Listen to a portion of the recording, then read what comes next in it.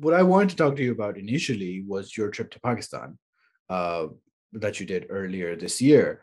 But I sort of had to build a base of like why you wanted to go. What was Mhm. your motivation of going? Because I've been talking to a few people who are not in Pakistan or haven't grown up in Pakistan, and they visit for whatever reason, people of Pakistani heritage or maybe even not. Um, Mm, because I'm sort of going the other way, right? I was yeah, from that region. That's where I lived and grew up. And now yeah, I'm in Ireland. I don't know where I'm going next, if I'm going yeah, anywhere. So it's sort of like you don't really think of the sort of the diaspora experience when you're there, because you're sure, like, yeah, I'm in Pakistan, I'm Pakistani, everybody's Pakistani around me, right? sure, And sure, this is all there is to being Pakistani. of Um, course. and then when you take that sort of mindset out to where, oh shit, I'm not, I'm the only Pakistani here. What does that Yeah, sort of mean? So that's sort of why I've been pursuing people. And then that's how I came across you. And you went to Pakistan. You met so many people. Like you went to Zohaib Kazi's house. I know Zohaib for a while. His yeah, studio he's a is boy. I love crazy. that boy. Yeah. Yeah, yeah, Um, Mr. Bucky. of course. I had him on the podcast. He's also one of the cool guys from over there. So I was like, shit, man, this guy's I like his idea and the story, and he's meeting all these people who I've spoken to Yeah, through the exactly. podcast. Thank God. Yeah, yeah. I was very Yeah, lucky. I think this is the thing with social media, and look, if you put good stuff out there, then you're yeah, gonna find good stuff. You're gonna find good people as well. And I was very for sure. fortunate, so much hospitality, and like I really felt embraced by the kind of Pakistani community that was doing really fascinating things, Mm, and I was so grateful for that because I was learning so much. So it's interesting that you say that, right? Because like I guess me and you are meeting at this question of what is Pakistaniness. yeah. Like started from complete opposite starting points, right? You being the Pakistani, born and raised there, having left, and now you're diaspora from your own country. Mm, But mm. me being from born and raised in London, and then having this yearning to come back. But then we meet at this question of like, yo, what is Pakistaniness? Yeah, yeah, And I yeah. think that was the kind of undercurrent of my whole trip was this huge education around like I might have thought I knew what Pakistaniness meant, but then like I went to Pakistan and realized that actually I had no idea what Pakistaniness meant.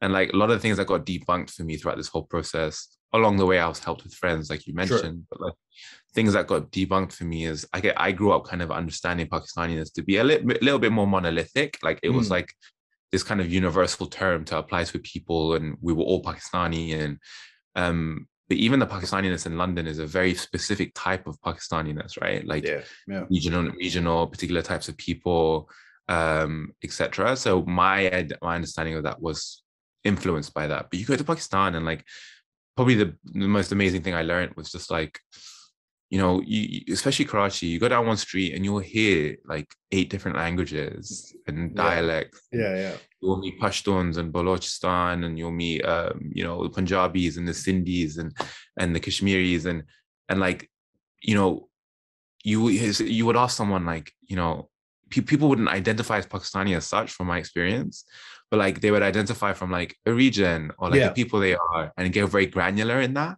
And it just made me realize that Pakistan is a kaleidoscope of people and experiences. And like that I really resonated coming from London, which is a similar city in that sense. Yeah, yeah, yeah. And I loved that. It made me realize there's so much to learn about Pakistan. It can never be bottled down to like a singular term.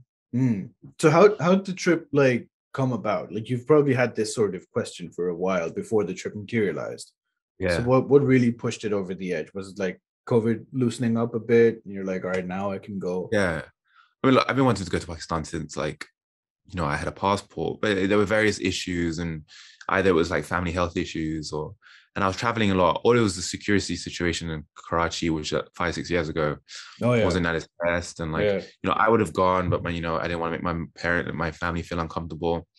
So like, it was just never the right time, never the right time, never the right time. And then, I also created this like expectation in my head that when I go to Pakistan, it's going to be like a Yeah. long trip. It's going to be amazing. And like, I wanted it to be perfect, that it kept pushing out, pushing out, pushing out.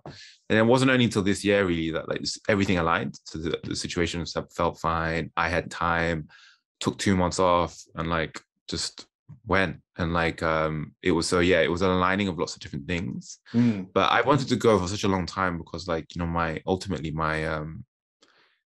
grandmother, what my Pakistani, my nani raised me, right? Like she was like the singular, probably like elder force in my life. And like, you know, I love, you know, you love your grandparents more, you know, at times more than your parents, but like there's like a relationship there that I wanted to probe deeper. Mm. So through this experience, I'd be learning a lot more about my nani, and she passed away when I was about 15, 16. But there were things that like I thought I understood about her, but really they were very base level. So like my grandmother would mention Pakistan or speak to me in Urdu, or show me like movies or things, but they were all fables and like these kind of conceptual terms and like bedtime stories and nothing really tangible. I didn't have really like a kind of real experience to anchor everything that she was saying. Like it was all just my imagination, Yeah. right? And then you know, this Pakistan trip for me was really about crossing the dots. What's it? Crossing the T's, dotting the Yeah. dots.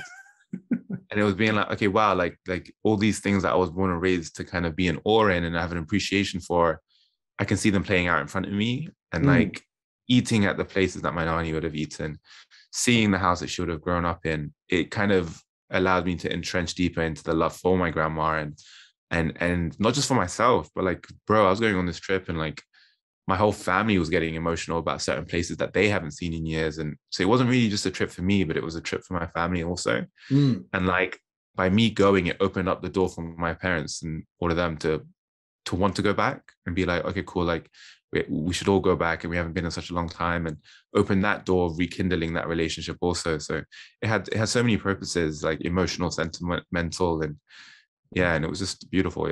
It lived up to everything.